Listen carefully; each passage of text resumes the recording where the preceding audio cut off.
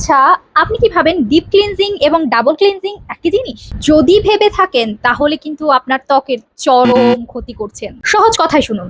Double cleansing হচ্ছে একটা Korean technique যেখানে পরপর দুইবার মুখ ধুতে হয়। প্রথমে অয়েল ক্লিনজার বা মাইসেলার ওয়াটার দিয়ে মেকআপ, কোনো প্রকারের যদি হোয়াইটেনিং ক্রিম ব্যবহার করে থাকেন, অথবা আপনি যদি সানব্লক ব্যবহার করেন, অথবা আপনি যদি রেগুলার বাহিরে যান, তাহলে আগে খুব ভালো করে ক্লিন করে নিতে হবে। এরপরে নর্মাল একটা ফেস ওয়াশ দিয়ে ফেসটাকে ক্লিন করে নিতে হবে। এটা চাইলে আপনি প্রত্যেক দিন রাতে করতে পারেন। আর তাহলে ডিপ ক্লিনটা কি?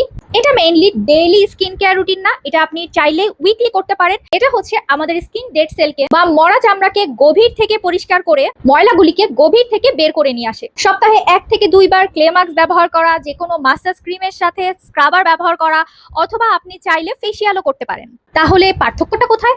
ডাবল ক্লিনজিং হচ্ছে প্রত্যেক দিন উপরিভাগে ওয়াটারপ্রুফ ময়লা এবং মেকআপ তোলার নিয়ম। আর ডিপ ক্লিন হচ্ছে সপ্তাহের নির্দিষ্ট দিনে লোমকূপ ডিপ ক্লিন করা, ভেতর থেকে লোমকূপ এবং পোরগুলিকে ক্লিন করা। কমেন্টস করে জানান আজকে রাতে আপনি কোনটা করেছেন, ডিপ ক্লিনজিং নাকি ডাবল ক্লিনজিং।